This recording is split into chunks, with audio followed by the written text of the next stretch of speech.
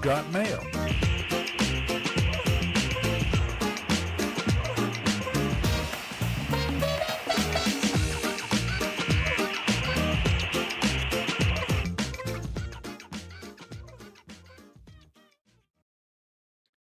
Good morning, everybody. You are tuned to Computers 2K Now on the Nissan Communications Network. I'm Amnon, your host for the next few hours. 1 hour. Along with Katie. Good morning. Good morning. And Gal is here. Good morning, everyone. Good morning. And Nick is here. Not in studio. No, But not I'm in here. studio. You're in your studio. Correct. Spence is Computers 2K Now Studio South. Coastal Studios. Coastal Bureau. Spence. Hurricane. Hurricane Bureau. Yeah, there you go. Spence is traveling. Where is he? New Zealand. Where is he? Yeah, I think that's the destination. Yeah. So they're having fun. What isn't it like 16 hours or something over there? It's a weird time It's zone. past the dateline. So Yeah. Yeah, and that's going around your head, kind of. Our number is 919-518-9773. Computers 2K Voice on Skype. And today's show is made possible by vMix Software and is sponsored by Tom Sinclair of Live Streaming Gear. So how was everybody's week? Good. Did a little bit of traveling. Anything happen? Anything anybody has right on top of the show to talk about? No. Nothing too exciting. Still 3D printing. Good. Well, that's good. What? I said still 3D printing. I'm trying to ramp up for the holiday season, but I keep selling the stuff that I'm trying to back up inventory on. So hashtag first world problems. Yeah, seriously. Yeah, that's a good problem to have.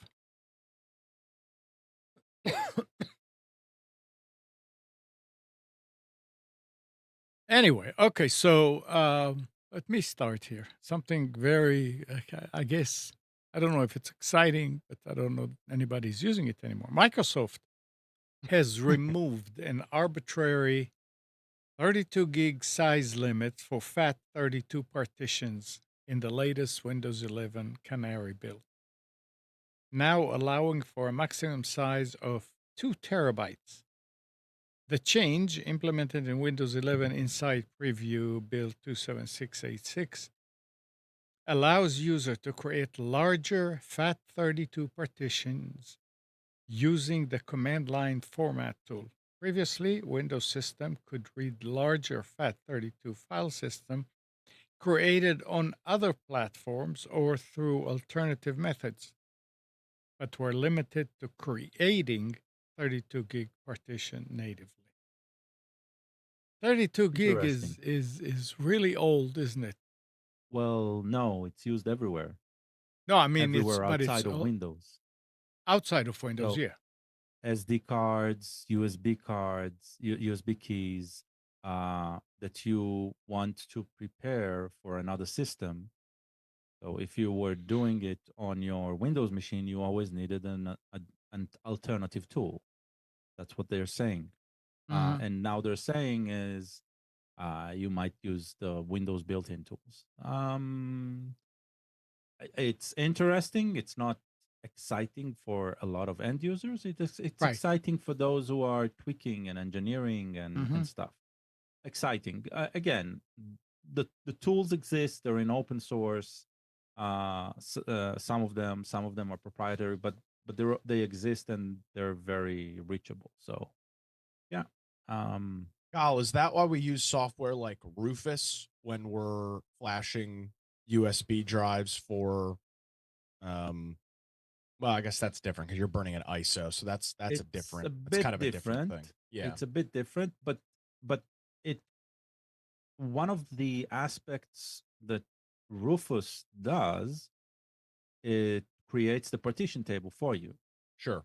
right? So now a tool like Rufus will be able to rely on Microsoft method, which is probably on the OS method instead of rolling their own. Uh, like tools like that will be a lot easier to write. Let's put it that way. Okay. Okay. All right. I caught an interesting article, and I thought this would be an interesting generational debate. Um, so, Katie, when did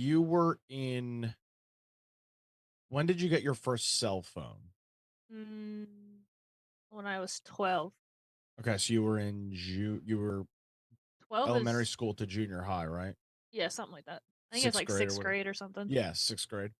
So there's a whole bunch of schools that are now starting to ban phones, which is not necessarily something new, but there's um there's been some statewide pushes to do this. The article from 9 to 5 Mac that I was reading says that Apple or excuse me, California, which is obviously the headquarters of Apple, they are expected to introduce a statewide ban on cell phones in the classroom. Some other big municipalities like Orlando, which is obviously a large area, they've done it, and you've got a whole bunch of other states and municipalities and even individual school districts that are going out and banning phones. The New York governor, Kathy Hochul, said that there will be a statewide ban next year. This is going to be interesting to watch unfold, as this isn't the local superintendent or the local school board doing it, be an entire state, How do passing they legislation. even enforce that? Well, that's the problem. One of there's this product, I don't remember the name of it, that the Brunswick County school system, which is where Leland and Southport and Bald Head Island is, if you're familiar with the North Carolina coast. It's this kind of looks like this. This is a headphone bag. It's this like nylon case, and when you walk into school in the morning, you put your phone in it, and then you go through they close it, they close it like this, um but it closes with one of those the pins that they put on clothes so you don't steal them, the Hmm. magnetic lock thing that you can't get off. They put it on that, and then when you leave at the end of the day, they swipe they click the magnetic lock, open it up, and then you get your phone back, so you have your phone on you all day. You just can't get into it. So they're not taking possession of it, because that's not practical. Hmm. Um, but they put it in some sort of pouch like that and essentially lock it away from you um, for the entire day. It's pretty interesting. Mm. We had a story. Did you have Few a cell phone in when you were in elementary school, Amnon? Yeah. We had a story that in England that school, real like famous school where all the princes stuff and people like that go to, that they Eaton. started to take your smartphone and give you a flip phone Mm. that you That's what I could. was gonna say.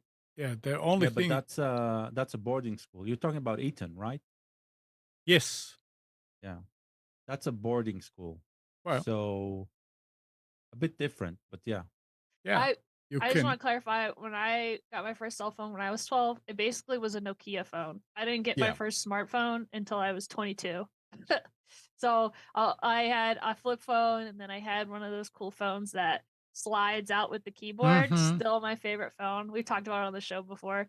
I still have that phone somewhere. Every now and then, when I'm like organizing my crap, I find it, and then I just sit there and I just flip it back and forth. It's so satisfying. And yeah, I don't know. It's gonna be hard to enforce it. I feel like though, at the end of the day, what this does is it gives power to punish the people that do have their phones or phones out or whatever. Like, hey, this is now in the student rule book that says that you can't have your phones out. Therefore, you're going to get suspended. Where beforehand, maybe it was just like taken away or something. Yeah. So Right. here's the product. It's called a Yonder, Yondr. So you can see the little device here. It's this Mm, little mm. nylon sleeve. They close it up and then you unlock it with this big, like the theft protection thing in stores, and you unlock it. Pretty interesting. I know where I've seen those is in concerts and stuff. Like I think maybe it was a Kanye concert. I don't know what, but the people had to put their cell phones away. And maybe even like a comedy special or some kind of show or Yes, whatever, if so that they're people can't film it. yeah, like you'll go and see like Dave Chappelle. He'll be filming a Netflix special, and so they Yeah, literally lock everybody's phones in something like that, so that you obviously can't take video of it and ruin the special Ah, before it's published. And how long is it gonna be before keys are available to unlock it on It's Amazon? just a big magnet. I Yeah, mean, it's not anything crazy. yeah. Um, so maybe you'll have kids being like, "Hey, give me $5, I'll unlock your phone." That's a hell of a Yeah, business model. but keep in mind that this is you're you're you're pairing this with what's it called? With a metal detector, a magnet will go off on that. So Yeah, I yeah, guess I didn't it's think about the metal detector approach. yeah. I mean, the Sneak it in schools after hours. already have that, unfortunately. Yeah, that's not as prevalent. Um, but there's I guess just it's an interesting cell phones. This is what's interesting about it for me. Smartphones were very, very relevant when I was in school. And I graduated almost 10 years. I graduated 9 years ago. So everybody had a smartphone 9 years ago. Everybody had a smartphone even probably close to 15 years isn't good, but 10 years ago, you had most people that had a smartphone, whether it was an early generation iPhone, um, the Palm Pre, if everybody remembers that, Mhm. that was a hot commodity. Android phones.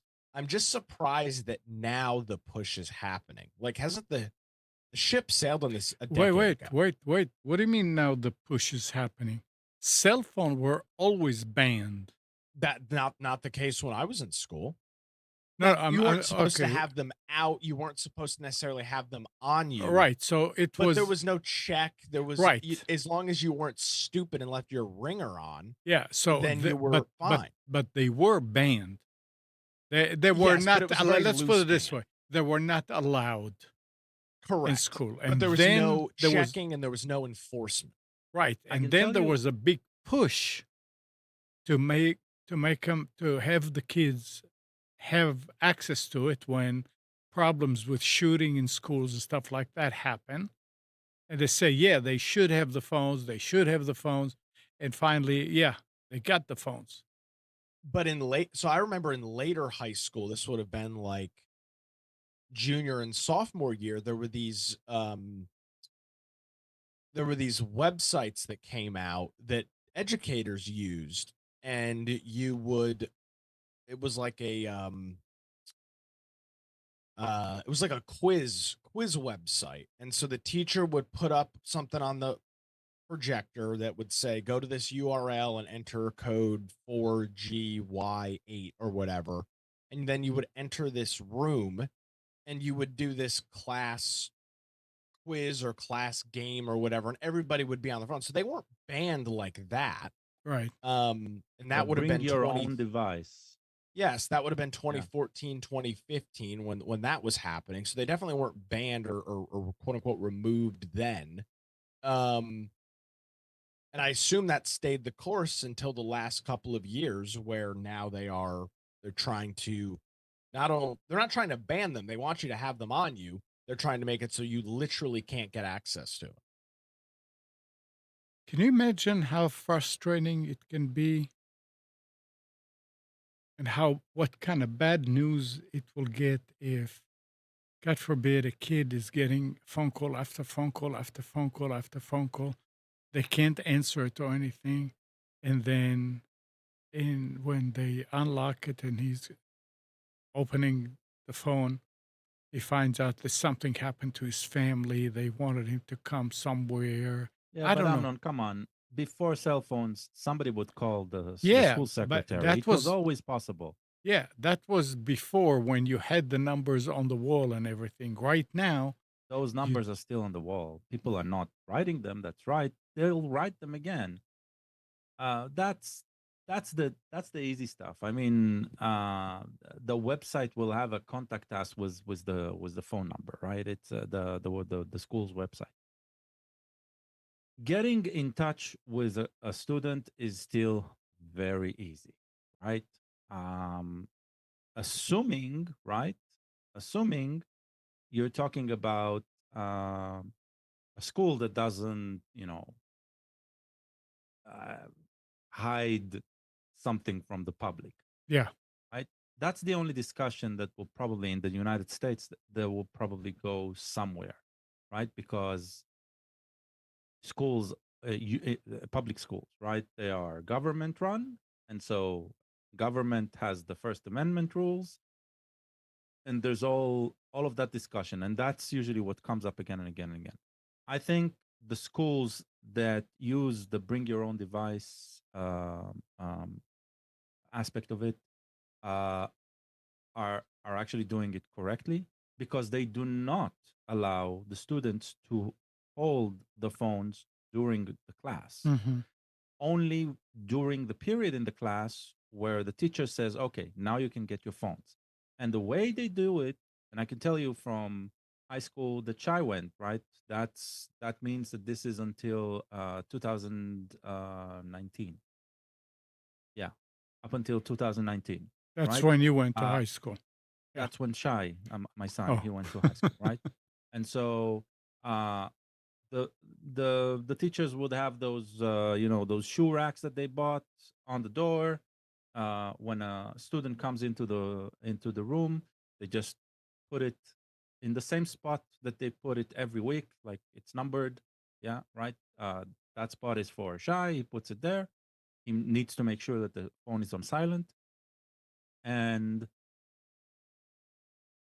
so it is nobody's taking it physically, but Mm. it is physically away from the Right. kid, right?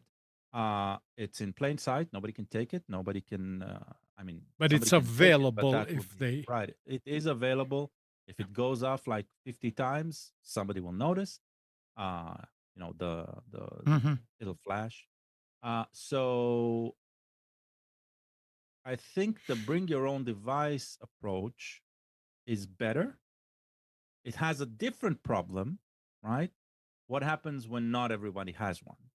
But that is a rare case, and I would say funding wise for a school system, making sure that a kid has a smartphone throughout the day, that is easier on making sure that you have a security system that you need to service, that you need right even those bags, right?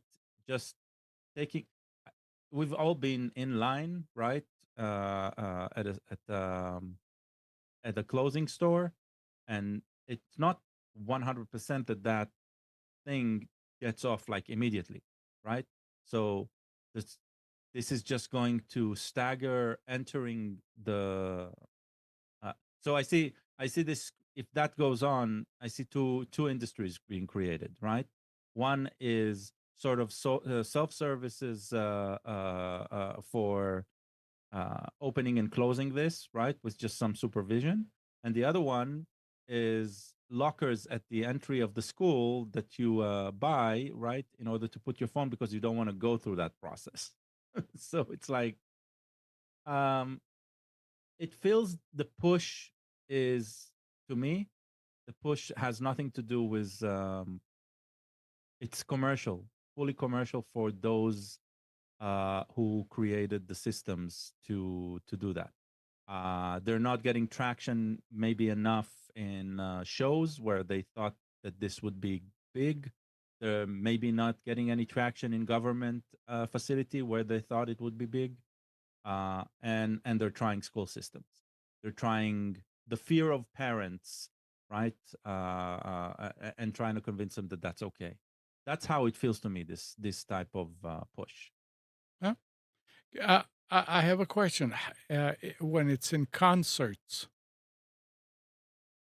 uh, how do they take it back from you? How do they know that you had one? So that's why they're not using it in concert. They're using it in very, very specific settings, like Nick said, like a Netflix special. When Okay. taping is done and rights are very important to preserve. Okay. So Um, how do they know at those events that that you were given one well, Well, when when you enter, everybody walks out? when you enter, right? wh- First of all, when you enter, you're being you go through a metal detection Mhm. detector. Your phone will be detected, Right. right? And they will tell you, put it in your car, or here, if you want it on you, here's a bag. So you're being Obviously, when scanned you on the way leave, out you too. want to give that bag back because you want your phone back, right? It'll be easier to take the tag off than to actually damage the bag. I yes, mean, absolutely. I mean, scissors. Now, this No, is no, no. You'll need like shears in order to open it, Oh, not scissors. Yeah. okay. yeah, this is like a nylon Okay. like this is like a nylon case. Okay. I'm interested by the timeline. It just seems like we're in such a late stage of this being a quote unquote issue. I'm surprised to see um the push happening right now. That's all. That's what I just found so shocking about it. Well, It's that's why always it a feels very commercial. That's why I'm thinking it's Yeah. commercial and not educational. it's always a knee-jerk reaction by somebody that, "Oh, my daughter used the phone, so she failed," or something like that. And if it happens to be a lawmaker, they can put a bill out. See, I agree with you about the knee jerk, but the knee jerk was 10 years ago. That's what's so interesting about it. Just wait until there's, God forbid, a situation where they would say, well, if the kids had their Yep. cell phones, then the turnout would be better. And then there'll be a push to do away with this. It's fine. There's one That's other side of it too. Gall kind of uh not he didn't hint to it, but he kind of walked around it. You obviously have public schools, government run, government taxpayer funded schools. And there's been situations in the past where students have been able to record what a yeah. teacher has been saying, things that are very, very much not either appropriate or whatever in the classroom. That now goes away as well, which is an issue within itself because the level of transparency and information out of the classroom has long been an issue, and this is going to make it now even harder to do that if you don't have the availability to just put the audio recorder on your phone and let it roll in your pocket, um, while something crazy is going on in the class.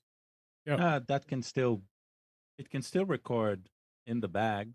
But you'd have to set the recording Yeah, at the for the beginning of the entire day day. and let Yeah. let it run. Um, so that's interesting as well. Yeah. All right. Um, Microsoft says it will temporarily cease its contentious Windows 11 upgrade campaign following user backlash. The tech giant had been bombarding Windows 10 users with full screen pop ups urging them to switch operating system, starting with April's security update. These intrusive notifications will be discontinued. That's with April. I mean, we're talking next year. Microsoft says it will unveil a revised upgrade strategy in the coming months as Windows 10 support nears its October 2025 end date. And I can't tell you how many times, like, I was, what? When I come in here in the studio and the reruns machine has a big screen that's telling you to upgrade to Windows 11. And Yeah, and it's a full screen. It's it's a like you think full something's screen, covers wrong. the whole thing. I Yeah. said, "Oh boy, how long has that been on?" But it doesn't go out on the air, so it's fine. Yeah, it's just on top of Yeah. But yeah, I it's sympathize ridiculous with Microsoft, which is not something I do very often. as far as They they need to get people off of Windows 10. yeah, they do. They do. Well, Not I gonna sympathize, but right, when you buy Windows 10, right, you're not automatically entitled to upgrade to Windows 11. Not anymore. Everybody's free still. Every upgrade is still free. Yes, but most systems can't upgrade to Windows 11, so that means buying a new system. That's okay. I get that, right? Mhm. I'm not even saying that's a problem, but you will not be able, if it's an OEM, you're not, theoretically, you can't transfer that license to this new machine, right? So that I don't means think they're pushing people to buy another version of the OS as well. I actually don't think that's the case. I believe the only people getting those updates are those with the update checks compatibility. Remember, there was that whole thing about the compatibility checker not working in the update. The only reason Amnon is seeing that pop up on that computer of his is because it is eligible for Windows 11. I beg Oh, your there's no pardon. No, TPM on that machine. no, that's a very old machine. How old is very old? That's I've had it running here about 6 or Have you run 7. have you run the Windows 11 compatibility checker on it? I did not. I'll try it. I'll try it. I'd be And you know curious what? because You I maybe remember this. I wait. remember this being an issue that early on in the update cycle, the update was not, or it was You notifying you. It wasn't checking the compatibility beforehand, and you a may lot of people were clicking through the update, and it of course would fail. you may be right because I don't get it on all the machines, and all of them are Windows 10. So maybe you're right. Maybe They, it is. yeah, Maybe maybe I dreamt. I may have made that up in my head, but I just remember there being something about, like what God was just noting, you get this huge annoying update every day, and then you you can't actually update because your system's not yeah. compatible, and your laptop that you have, which is what most people are using, does not have a availability for you to install a TPM2 chip. Okay, that's a good point. Well, But anyway, I just I have always I've always sympathized with Microsoft on the update standpoint. It is because they are the ones that everybody blames them, right? Oh, my something's not working. Damn yeah. Microsoft, this, that, and the other. Yet people don't want to upgrade and don't want to be on the latest version. It's an unwinnable situation for them. Apple's done a really good job at this. This is not an issue on OS X. Yeah, right. It's just not. Yeah. No, And I they've even mean, done it even on the iPhone. They've done a really good job of essentially forcing updates, and for good reason. yeah, and they even made you buy a new phone when the battery goes bad. Successfully, a lot of people did. Yeah, Right? and Yeah, they do, yeah, and yeah. it's when your battery is at the point where it's going bad, your phone is at the time frame where it's likely a replacement is not absurd. But you can do that. You can do that. The Apple, I've had the battery replaced in my iPhone from Apple. It was like $99. That was years ago. Mm-mm. Yeah. Um, everybody remembers Kim.com. Oh, of course. I still follow him on Twitter. He's great. Mega Upload. Yep. Never heard of it. Did you guys ever use Mega Upload? Mega. Oh yeah. New Zealand service, New Yeah, Is Zealand-based that service. that that's was him. where you could watch Everything. movies? Yeah, Yep. literally anything. Yep. Yeah, that's Kim.com was the founder of Mega Upload. Yep. Nice. They And then he So lives in New Zealand or somewhere like that. so Kim.com, His wife follows me on Instagram. Fun fact. who's facing criminal charges relating to the defunct file sharing website Mega Upload, is to be extradited to the US. Oh, The really? New Zealand Justice Minister says, which could end more than a decade of legal wrangling. German born Dotcom has New Zealand residency and has been fighting extradition to the US since 2012 after man. an FBI ordered a raid on his Auckland mansion. The High Court in New Zealand first approved the extradition in 2017, with an appeal court reaffirming the finding the year after. In 2020, the country's Supreme Court again affirmed the finding, but opened the door for a fresh round of judicial review.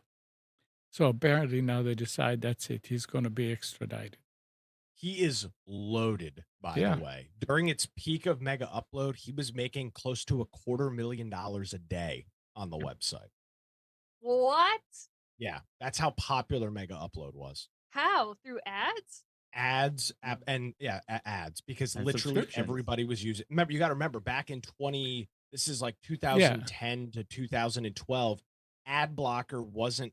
I mean, they existed, but it wasn't as widestream and it wasn't really mainstream at that point yet. And It's still not. the ads. No, but it's upwards of 40. It's upwards of 35% now. It was probably less than 5 at that point. So And- yeah, he was getting so much traffic. He was literally making close to $250,000 a day. and back then ads paid more than they pay Big today. time. The CPM was crazy Yeah. high on those ads too. Yeah, And well, so he's got all that money, but if he gets sent to the US and goes to jail, No? can't spend his money. He's got helicopters and like a whole bunch of cool stuff. He's a good follow on Insta. He's gotten political as of late. If he has a shit ton of money, why doesn't he just like fly to someplace he can get away? Well, he is. That's why he's in New Zealand. He can be extradited here and right away announce that he's running for president. There's probably Exactly. going to be enough people behind him. I mean, Kate, Nah, is this not house? I mean, is this enough? I mean, it's a pretty nice little getup. Wow. Looks What? like something I'd 3D print. Well, It looks like a series of townhomes. Yes. Yeah. But he's got young kids too. And he's got a couple kids, I think, at least under 10. all right. Well, he definitely set his family for like his future is set, but yeah, spending time in prison is Oh, and he'll go away for a Never a good long thing. ass time because Mega Upload was, like Katie was noting, it was BitTorrent and Pirate Bay and all that stuff existed in this same realm at the same time, but it didn't make sense to use for a lot of people because you could just follow a Mega Upload link that you found on a message board and download. Why go through the process of finding a torrent on some torrent website and then installing a piece of software to convert that magnet URL into a something that you could actually download when you could just get it from Mega. I couldn't tell you how many TV shows and movies I downloaded off of Mega Upload in that time frame. It was insane how much traffic. it's good that you can't tell us because then it might be evidence. What there was another one too, and I'm blanking on what it was called. It Yeah, was yeah, I know what you mean. A real download or something like that. yeah, and I remember I always used that one first, and then it got taken Rapid. down, and then I switched to Mega Rapid Upload. share. Rapid Share, yeah, Rapid share, yeah. yeah. So all of these still exist, right? And on top of these, there are services that are called the Breeze-like service, and the reason they're called the Breeze-like is because the first service was Real the Breed, which French-based. I think it still exists.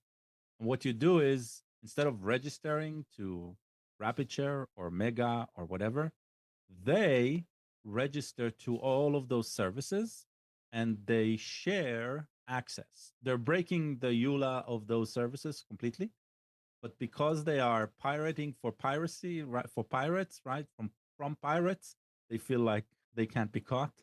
So you can buy an account on a real to breed service, and then you have access to like tens of these services. All you need to do is just use their service to download the link from the original one.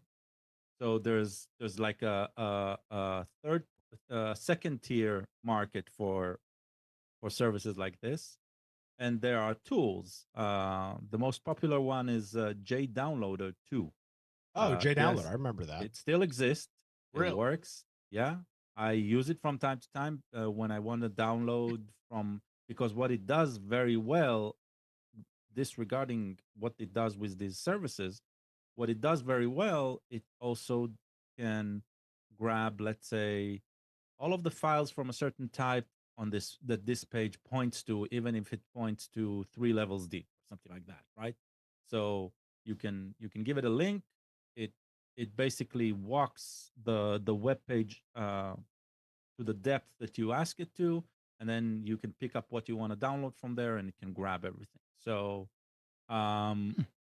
all of these services, they still exist. They're just not as popular as some online streaming sites, for example, and like torrent, which is still, I think, the number one thing. Of course, there's Usenet and all that, but I find it interesting that he's being targeted. I'm guessing because it's a long Yeah, it's a long case. an ongoing long battle with him. I wonder who's next, right? As well, because that's usually not just one individual. It's uh, so now they're targeting Mega, but what about others? Sounds Yeah. like because he had some U.S. presence, that is why the extradition is even in the He talk. did I not don't have know a if U.S. I mean, the website you could get to in the U.S. The company is registered in Shanghai. yeah, but him as a person sounds Yeah, he's like he German has born. some. He's not even So from the U.S. interesting. Yeah, Why? Yeah, why it's the because the FBI movie is. studios they Yeah, that I claim. understand. Yeah, Then why not sue him in Germany? Why not sue him right? It's like the well, those movie. courts, those studios, if they don't have a presence in that country, which some of the big ones probably do, but if they don't, Exactly.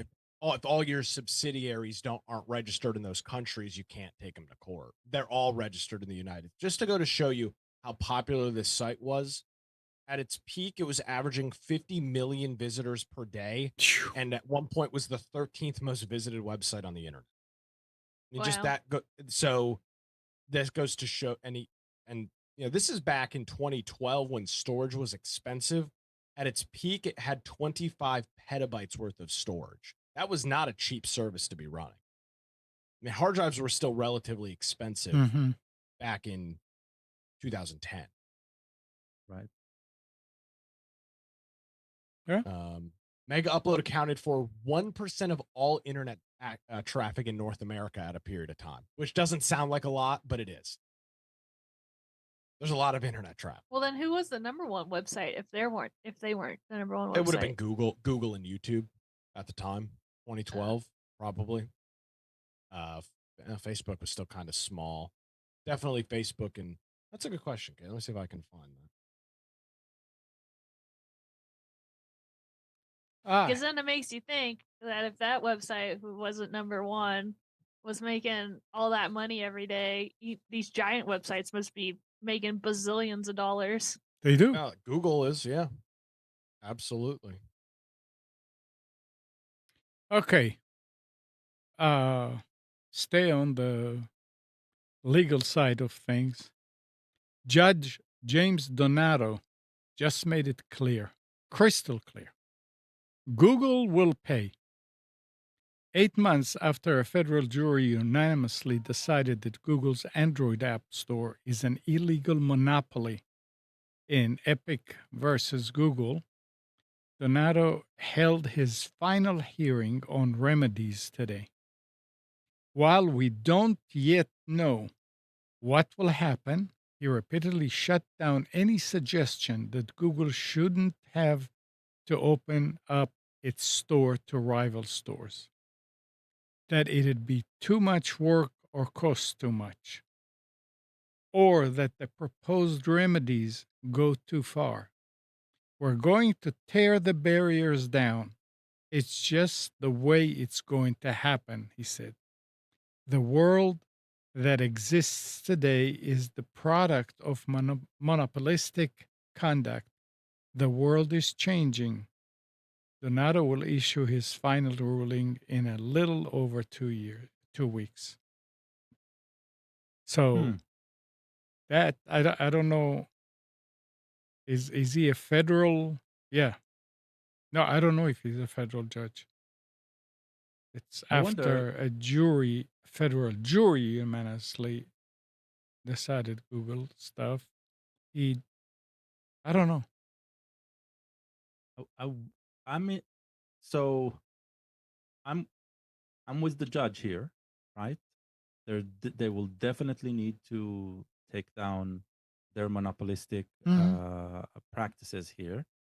But I am more interested actually in the Apple ecosystem, because if it rules that way for Android, it'll be very interesting to see this translate to Apple.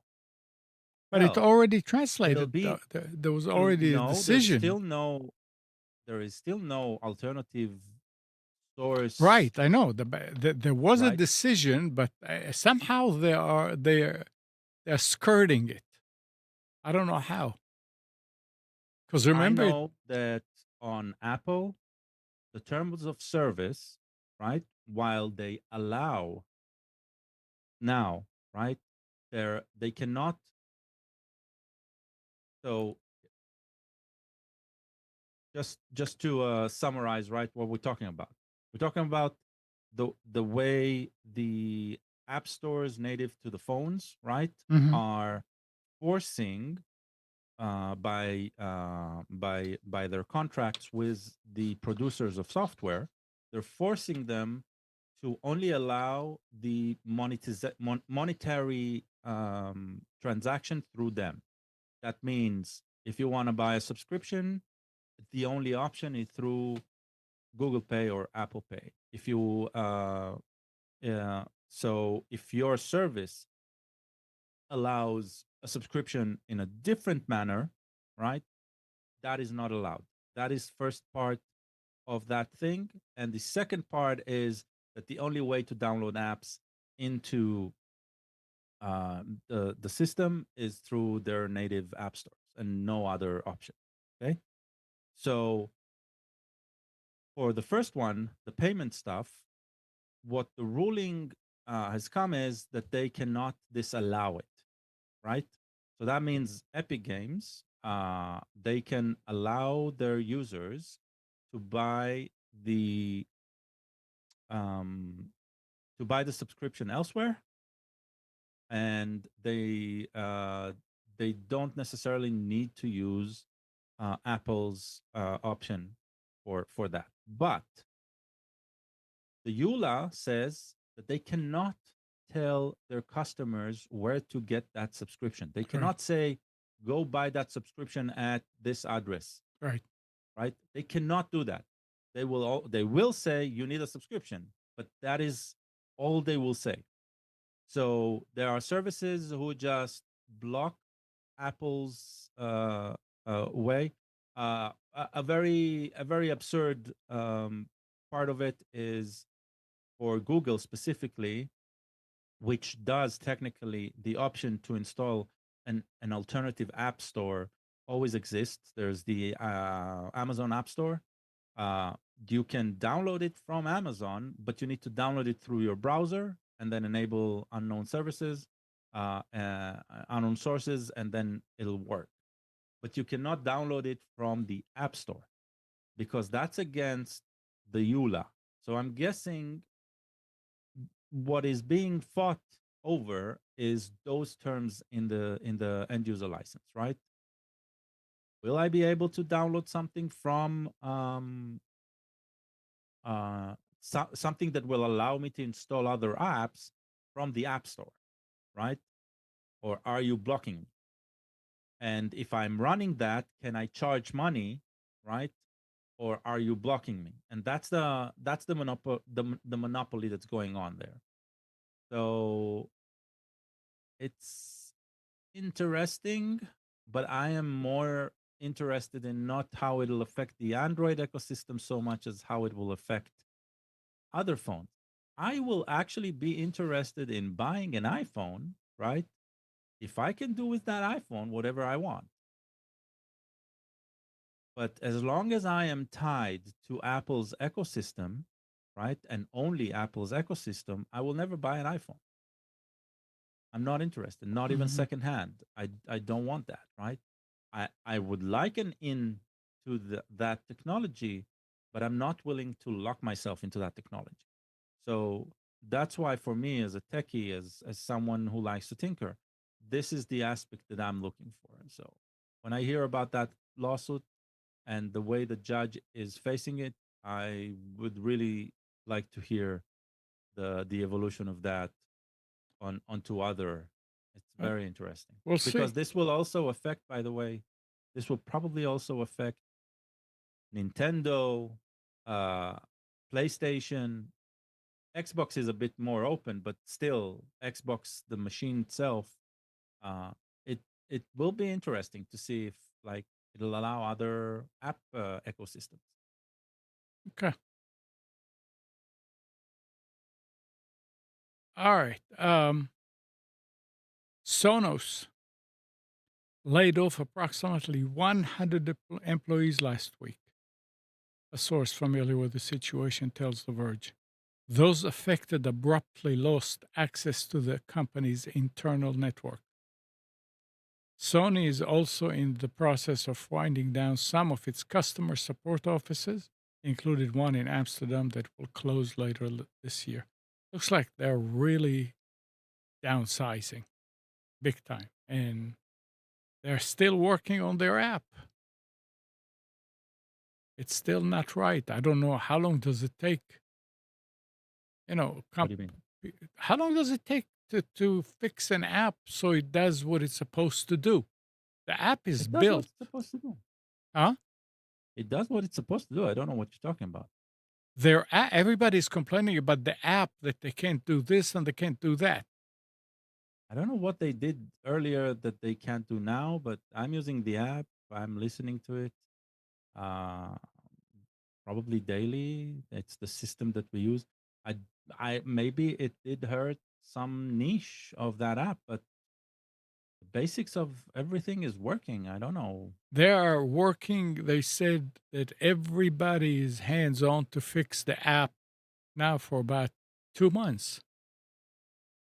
That's what they concentrate on. I remember when when they introduced the new app. Um, I remember that there were some issues that were mentioned, but I remember that it Yeah. never affected me. But yeah, I'm seeing accessibility support. That's bad. Uh, Alarm and sleep timers. Yeah, I can see people who were relying on that being annoyed by it. Apparently Yeah, enough people. yeah, yeah. Well, So we'll see. it's too bad though. 100 people. This is not a big company, is it? Uh, According to Wikipedia, from 2022, uh, almost 1,900 employees. Oh, okay. I wasn't So aware of that. 100 means Yeah. It 0.5%, right? No, sorry, 5%. So well, it's. I was wrong. I thought it was a much smaller company. All right. Um, Hackers at DEF CON conference in Las Vegas identified vulnerabilities in voting machines slated for use in the 2024 US elections. But Fixes are unlikely to be implemented before November 5th, the organizer said. The annual Voting Village event, held away from the main conference floor due to security concerns, drew election officials and cybersecurity experts. Organizers plan to release a detailed report of the vulnerabilities found. Uh, I don't know why they have to release a detailed report of the vulnerabilities so other It people doesn't that. say it'll be public. Release means you run the company that makes these. We'll give you a Oh, report. okay. All right. I think that's what it says. Or There's law a enforcement, you'll get the report. there's a real simple solution to all of this, and I don't know why there hasn't been a bigger push. We need an open source we need open source software that is running these elections. I mean, Agreed. that's what this comes down to. The company that runs all this stuff is a closed proprietary software. That's what they do, and that I think is the big issue. It's not a single company, right? No, but it's a big one. Dominion is the big Yeah. one that most municipalities and states are using. And it's incredibly frustrating that it is not open source, where people can actually look at the code and see what it's doing. That's a huge issue. Hmm. I don't know why, and then you get into the future of, some sort of blockchain stuff like that would even add more levels of transparency to what's going on. A blockchain based system per election, right? Like every election, a separate blockchain. Yeah. With that tied with some sort of digital ID, but that means that ID generation will need to go through another iteration, right? Real ID is not enough. It'll need to be real ID paired with some sort of encrypted identity, which lasts specifically the term of that voter's registration. Um, I'm that less worried about tying the vote to the person. To me, I don't really care about that. It's more of the blockchain of vote cast at X time, and that is stored. Because I mean that's without going down the rabbit hole, obviously. That's the big question, right? When there's 10,000 people that voted a location, the machine at the end of the night prints out a little slip of paper that says 10,000 votes, 5,000 for Donald Trump, 5,000 for Kamala Harris, 5,000 for it right. spits that out. There's no way to know, and that's been the big issue is there anything going on in software that could be an issue? And there's no way to know, and there's really no way to dispute anything because you don't have access to the software. You don't know exactly what's happening in the back end. But so that's where my suggestion come from. I'm not suggesting of tying the ID to a token on the blockchain. What I am saying is you will need some sort of digital, uh, uh, some sort of encrypted identification to get a token, and that encrypted uh, uh, authentication will only allow a single token, and that is the way that you what is registered to vote, right? It's basically that. So this way you can get this anonymized token that you can use instead of your ID. But so when you come and vote, you don't even need to identify as who you the voter. It's just this token goes to this vote, and that's it. It's locked. Can't change, right? It's validated by the blockchain, and it's preserved for eternity. The tally is preserved for eternity without identity. So that is the my thought process.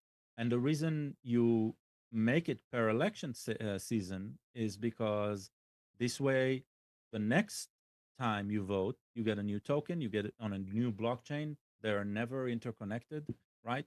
So theoretically, yes, it's definitely possible.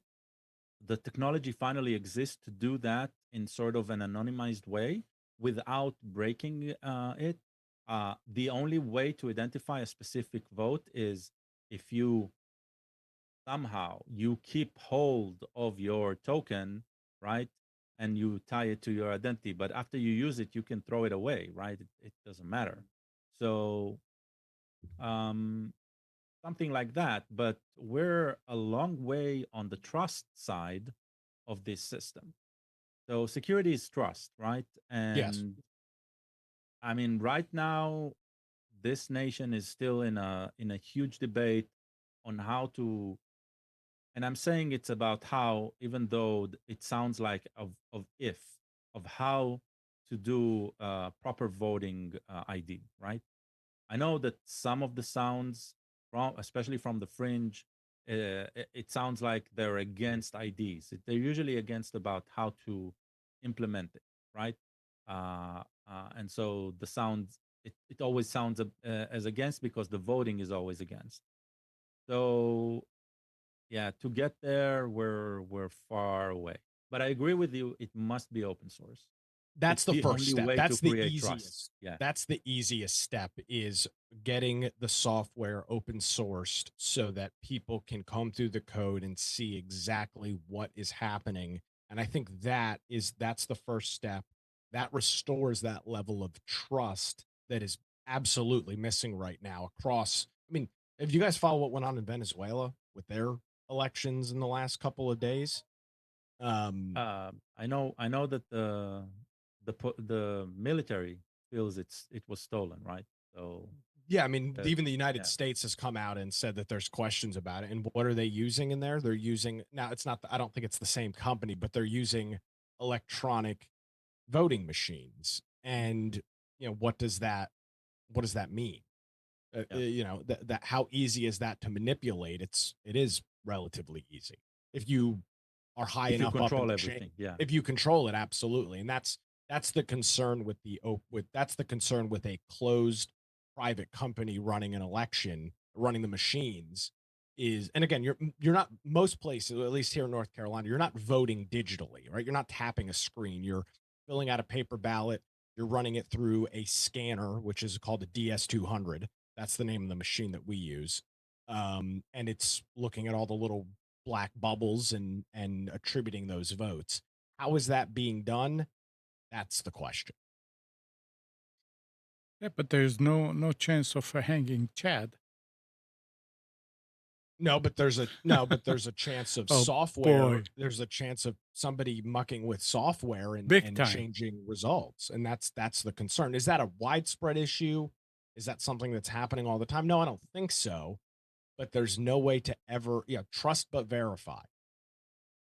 There's no way to do that verification. No, And when you try to do it, Dominion takes you to court and sues you for a gazillion dollars, which is what they've done.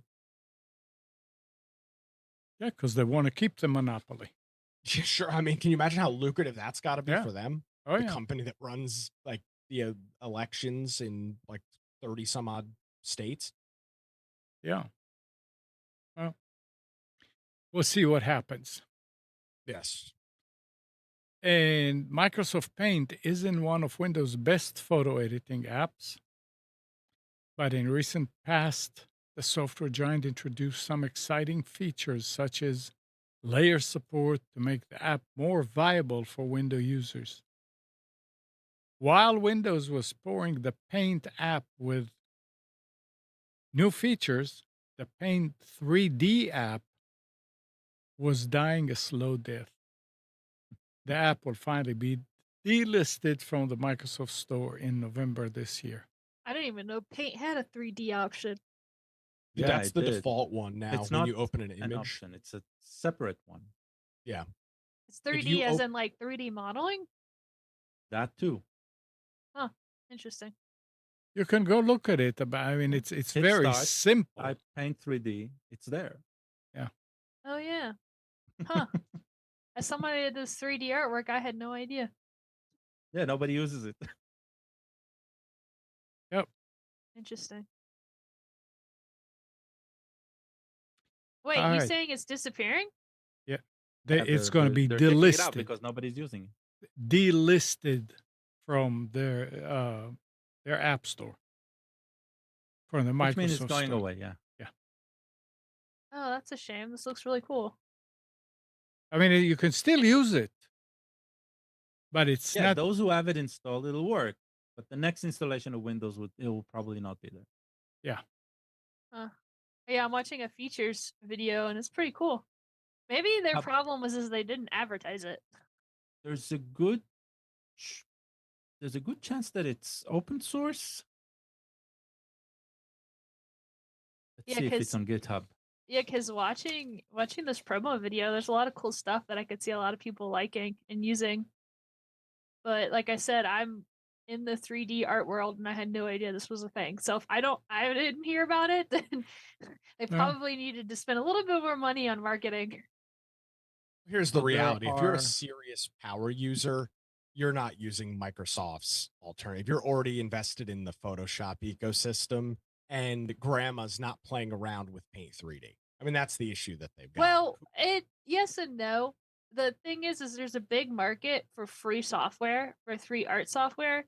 And while Paint adding layers is going to do better for Microsoft, the 3D stuff, like I was messing around and downloaded Blender, but Blender's not Mhm. user friendly. Awful. Um Yeah.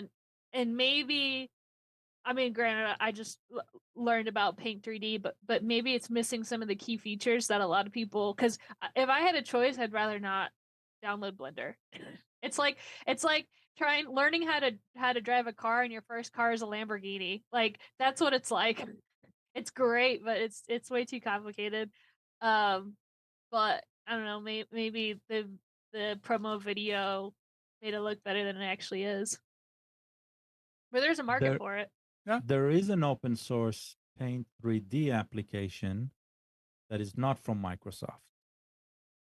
Okay, Hmm. so it might be either a clone or something completely different, but there's one that is actually maintained. If you go to paint3d.github.io. I wonder So if Paint didn't support STL files because a lot of people that want the open source free software are people that are 3D printing. yeah, interesting. All right. And the last thing I have here is background check service, National Public Data, confirms that hackers breached its systems after threat actors leaked a stolen database with millions of social security numbers and other sensitive personal information. The company states that the breached data may include names, email addresses, phone numbers, social security numbers, and postal addresses. Uh, a company like this that does background check service, and they don't take, they obviously didn't take security serious enough. But it's what a shame. I mean, if they could break in, imagine. uh, I would go in and look for some uh, high value targets, so to speak, and change their stuff. I heard Can you something imagine? crazy. Can you imagine somebody went to look for a job and they were checked and then the results are going to be, oh, he's a child molester. Well, this would be a cold database, so you wouldn't have Damn. been able to upload it back to the system. Yeah, Presumably, I don't I'm know. saying no. But I'm this is, saying if they broke in and they could do it on the and they system. could modify it on Yeah, the server. I see what you're saying. yeah. Yeah. This is what happens when you get fat, dumb, and happy. I, There's I very heard few. I'm serious. There's very few companies that do this. All of them are contracted by the federal government to do these background Yep, services. yep. And there's just a level of complacency and I guess laziness that grows over time. And what is the end result? Something like this. And it's probably the similar situation that we've seen before on a public AWS instance or some other sort of cloud instance that if you find the URL, you've got access to. Yeah. I It's heard not of like these. something like 12 billion data points or something ridiculous Yeah. is in the billions. Hmm. That's crazy. It is crazy. And it's sad. It's pathetic, is what it is, more It's than anything pathetic. else. In the era of security that we're in, it's pathetic. Now, if we learn more about it and it was some vulnerability in a third party piece of software and whatever, okay, fine. But in all likelihood, this was probably just gross incompetence. That's what it normally is. Yep. I'm sure it was. And I would still like to see a change where you'll get some type of an ID, federal ID, and people should stop using their social security number as an ID. So when you go to the doctor, when you go to anywhere, they ask you for a social security number. Why? Because that's the You mean that's the something that you can revoke, that you can an identity point that can be changed and be published as this one, the older one is no longer valid. That's what you mean. yeah, to go with a new system. Yep. No, I agree. I just don't see it I happening know. uh, because so this can happen if it's an opt-in thing. But when you deal with government, right? Opt-in is really, really hard, Right. right? So, um, Yeah. yeah. Anyway. All right, so it's time. Anything else anybody wants to bring up?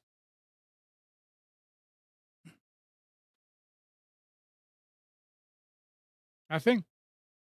Nada? I have nothing Well, exciting. all right. Well, so thanks, Gal. Thanks, Nick. Thank you, Katie. And good morning, Kathy, Hannah, Nabil, Mac, Norm, Katie and Donna, Dina, Mati, Eleanor, Sarid, Yaakov, and Yael. Thanks, everybody, for tuning to Computers 2K Now. We hope you enjoyed and maybe learned something from our time together. Remember to practice safe computing. Back up your hard drive and update your virus scanner. And remember to change any same passwords anywhere you use them. We'll be back here next Sunday at 9, but you can always reach us at computers2know.com. Nick and Brian do the Infection podcast on Twitch every week. A podcast, a show for survival games, gaming news, with a little bit of politics on the side. So just go to infectionpodcast.com to find out when the show is, or you can just download the podcast there. We'll be together again next week. Have a good one.